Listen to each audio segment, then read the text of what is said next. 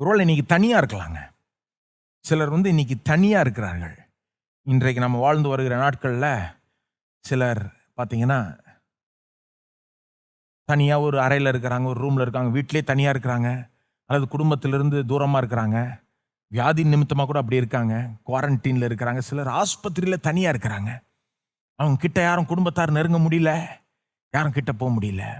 நீங்கள் ஒருவேளை இன்னைக்கு தனியாக இருக்கலாம். உங்களுக்கு என்னங்க பதில்?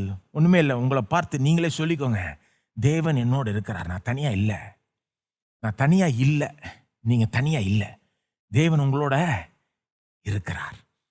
அந்த அறைக்குள்ள அவர் இருக்கிறார், தேவன் இருக்கிறார். அந்த ஆஸ்பத்திரி வார்டுக்குள்ள அவர் இருக்கிறார், தேவன் உங்களுடன் இருக்கிறார். நீங்க உங்களுக்கே இதை சொல்லிக்கோங்க. அடுத்தது என்ன சொல்லுங்க? இருக்கிறார்னா உதவி செய்யாம இருக்க மாட்டார். தனியா இருக்கிறவர்களை பார்த்து சொல்லுகிறேன், தனிமையை அதிகமாக உணர்வுகளை பார்த்து சொல்லுகிறேன், தேவன் உங்களோட இருக்கிறாருங்க. இருக்கிறாருன்னா உங்களுக்கு உதவி செய்யாம இருக்க மாட்டாருங்க. தனிமையை ரொம்ப அதிகமாக உணர்வுகளுக்கு என்னங்க பெரிய உதவி? அந்த தனிமையின் உணர்வை எடுத்து போட்டுருவார். அவருடைய பிரசன்னத்தினுடைய ரொம்ப ஒரு பெரிதான ஒரு உணர்வை உங்களுக்கு தருவார். தனியா நீங்க ஃபீல் பண்ணாதபடிக்கு தேவன் உங்களுக்கு செய்வார். நான் சொல்லுகிறேன், ஐயோ யாருமே என் கூட இல்லைன்னு நீங்க நினைக்கிற போது தேவன் ரொம்ப ஒரு பெரிதான ஒரு மகிமையான விதத்தில் உங்களுக்கு தோன்றுவார், வெளிப்படுவார். வியாதியிலிருந்து எழுப்புவார்லாம் ஏற்கனவே சொல்லிட்டேன், இதை சொல்லாததை இப்ப சொல்றேன். தனிமையும் நீக்குவாருங்க. நீங்க தனியா இல்லைங்க, தேவன் உங்களோட இருக்கிறார்.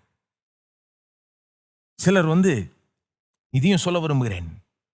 ஏன்னா சிலர் தனியா இல்லை, ஆனா தனிமையினுடைய அந்த வலி அவங்களுக்கு இருக்கு, வேதனை இருக்கு. ஏன்னா அவங்களுக்கு க்ளோஸ் ஆனவங்க ஒருவேளை மரிச்சிருக்கலாம். நம்ம வாழ்ந்து வர நாட்களில் சிலர் மரித்திருக்கிறார்கள். நம்முடைய சபையிலும் சிலர் மரித்திருக்கிறார்கள், நாங்கள் அடக்கம் பண்ணியிருக்கிறோம். அப்படிப்பட்ட மக்களும் என் மனசில் இருக்கிறார்கள். நான் சொல்ல விரும்புகிறேன், பாருங்க, அப்படிப்பட்டவங்க எல்லாரும் இருக்கலாம், ஆனால் குடும்பத்தோடு இருக்கலாம், எல்லாரோட இருக்கலாம். ஆனால் அவங்க அந்த அந்த அந்த லாஸ், ஒருத்தவங்க க்ளோஸாக இருந்தவங்க மரிச்சிட்டாங்க, அவங்க பெற்றோரோ அவங்க யாரோ வருஷக்கணக்காக அவங்களோட இருந்தவங்க மரிச்சிட்டாங்கன்னா அதனுடைய வலியும் வேதனை ரொம்ப பெருசு. அவங்க இடத்த யாரும் நிரப்பிக்கொள்ள முடியாது. அவளுக்கு நான் சொல்ல விரும்புகிறேன், நீங்க உங்களை பார்த்தே சொல்லிக்கோங்க, தேவன் என்னோட இருக்கிறார், தேவன் என்னோட இருக்கிறார். சொல்லுங்க, வாய் தரம், தேவன் என்னோட இருக்கிறார். அடுத்து சொல்லுங்க, இருந்தார்னா உதவி செய்யாம இருக்க மாட்டார்.